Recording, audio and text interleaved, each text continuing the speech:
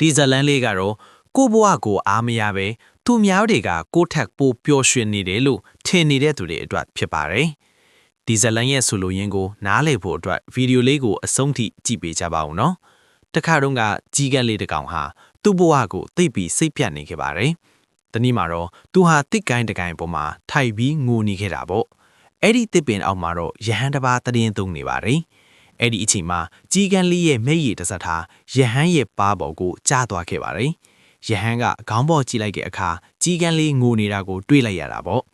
ရဟန်းကငါမိတ်ဆွေလေးဘာလို့ငိုနေရတာလဲလို့မေးလိုက်ပါတယ်ကြီးကန်းလေးကအရှင်ဗျာကျွန်တော်မျိုးကတော့ကိုယ့်ဘဝကိုတိတ်ဆိတ်ပြတ်တာပဲဘယ်သူမှလည်းကျွန်တော်ကိုမချစ်ကြဘူးလူတွေကနှိမ်ပြီးမောင်းထုတ်ကြတယ်ဘာမှလည်းကြွေးမဲ့သူမရှိသလိုအားလုံးကလည်းမုန်းကြတယ်ဒီလိုဘဝမျိုးနဲ့ရှင်သန်နေရတာထက်တေးလိုက်တာကမှပိုကောင်းဦးမယ်လို့ပြန်လျှောက်ပါတယ်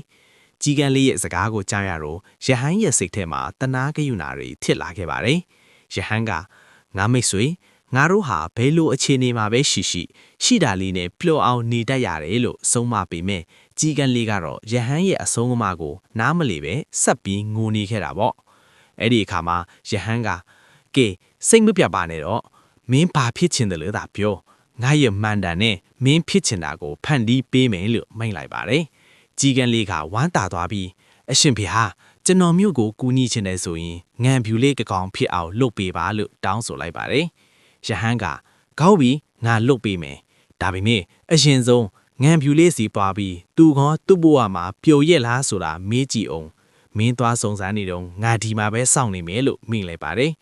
ကြီးကန်းလေးဟာဝမ်းသာအားရနဲ့ငံဖြူလေးစီကိုပြန်သွားခဲ့ပါတယ်ရေကန်ထဲမှာကူးခတ်နေတဲ့ငံဖြူလေးကိုတွေ့တော့သူကမင်းကတိတ်လှတာပဲနော်နို့လိုမျိုးဖြူဖွေးနေတာပဲ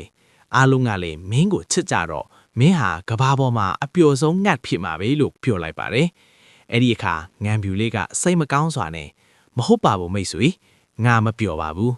ကဘာပေါ်မှာလှပတဲ့အယောင်တွေအများကြီးရှိပေမဲ့ငါမှာတော့ဘာအယောင်မှမရှိဘူးအဖြူရောင်ဆိုတာဘာအယောင်မှမဟုတ်တယ်လို့ပါပဲ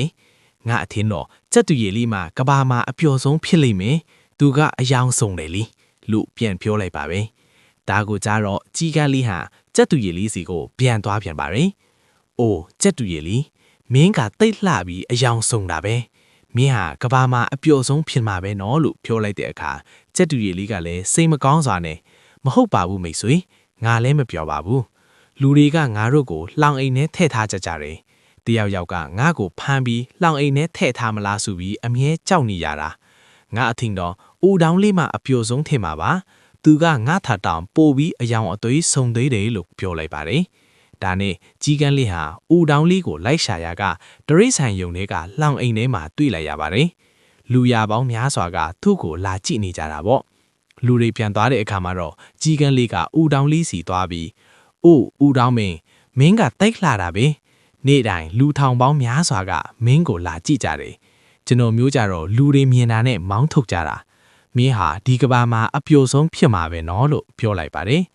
ဦးတောင်းလေးကဝမ်းနှဲစွာနဲ့ပဲငါလေငါကကဘာမှာအလှဆုံးနဲ့အပျော်ဆုံးလို့ထင်ခဲ့ဘူးတယ်ဒါပေမဲ့ငါရဲ့အလှကြောင့်ပဲငါဟာဒီဒရိတ်ဆိုင်ယုံထဲမှာအချင်းကြာနေရတာမှာလူတွေကအလှဆင်ဖို့အတွက်ငါရဲ့အမွဲတွေကိုအတင်းအနှုတ်ယူတဲ့အခါတိတ်နာကျင်ရတာပဲငါမပျော်ပါဘူးမိတ်ဆွေတဲ့ကြီးကန်းလေးဟာဦးတောင်းလေးစီကဒီစကားကိုကြားရတော့အံ့ဩသွားပြီးမင်းမပျော်ရင်ကဘာမှာဘဲသူကအပျော်ဆုံးလို့ထင်တယ်လေလို့မေးလိုက်ပါတယ်ဦးတောင်းလေးကငါတိတ်ဆန်ယုံတစ်ခုလုံးကိုတေးချကြည့်ဘူးတယ်မင်းလို့ကြီးကန်းလေးတွေပဲလောင်အိမ်ထဲမထဲခံရတာကိုတွေ့ရတယ်လူတွေကမင်းတို့ကိုဖမ်းဖို့လည်းမကြိုးစားကြဘူးဒါကြောင့်ပြီးခဲ့တဲ့ရက်ပိုင်းကငါစဉ်းစားနေမိတာငါသာကြီးကန်းတကောင်ထစ်မယ်ဆိုရင်လွတ်လပ်မဲ့နေရာတိုင်းကိုသွားလာနိုင်ပြီးသိပ်ပျော်ဖို့ကောင်းမှာပဲလို့ပြန်ပြောလိုက်ပါတယ်ဒါကိုကြားလိုက်ရတဲ့အခါကြီးကန်းလေးဟာအဲ့ဒီနေရာကနေပြန်ထွက်လာခဲ့ပြီးဒီနေ့မှာတော့ကြီးကန်းတကောင်ဖြစ်ရတာကိုပထမဆုံးအကြိမ်အဖြစ်ပျော်ရွှင်နေခဲ့တာပါသူဟာရဟန်းစီပြန်သွားပြီးအရှင်ဖေဟာကျွန်တော်မျိုးဘာမှမဖြစ်ချင်တော့ပါဘူးကျွန်တော်ဘဝနဲ့ကျွန်တော်အဆင်ပြေပါတယ်လို့ရှောင်လိုက်ပါတော့တယ်ကျွန်တော်တို့ရဲ့ဘဝတွေမှာလည်းဒီလိုပဲဖြစ်နေတတ်ကြပါတယ်မလိုအပ်ပဲသူများနဲ့လိုက်နှွှမ်းရင်ပြီးကိုအားမရဖြစ်ကကျင့်ဆဲနေတတ်ကြပါတယ် ကိုမှရှိတာလေးကိုတန်ဖိုးမထားတတ်ကြတဲ့အခါမပျော်ရွှင်မှုတွေနဲ့ပဲထန်တရားလဲနေတတ်တာပါကိုမှမရှိတာကိုကြည်နေမဲ့အစားရှိတာလေးနဲ့ပျော်အောင်နေတတ်ရပါမယ်ကိုထက်သားတဲ့သူနှိမ့်တဲ့သူဆိုတာအမြဲရှိနေမှာပါသူများနဲ့လိုင်နှွမ်းရင်နေတဲ့ဆိုရတော့ဘယ်တော့မှပျော်ရွှင်နိုင်မှာမဟုတ်ပါဘူးကိုမှရှိတာလေးနဲ့ကြည်နပ်ရောင်ရည်တဲ့သူဟာကဘာပေါ်မှာအပျော်ဆုံးလူသားဖြစ်ပါတယ်ခင်ဗျာဒါကတော့ Voice of Victory ကတင်ဆက်ပေးတဲ့စိတ်ခွန်အားဖြည့်ဇလန်းလေးပဲဖြစ်ပါတယ်အချိန်ပေးကြည့်ရှုခဲ့ကြတဲ့အတွက်ကျေးဇူးအထူးတင်ရှိပါတယ်ခင်ဗျာ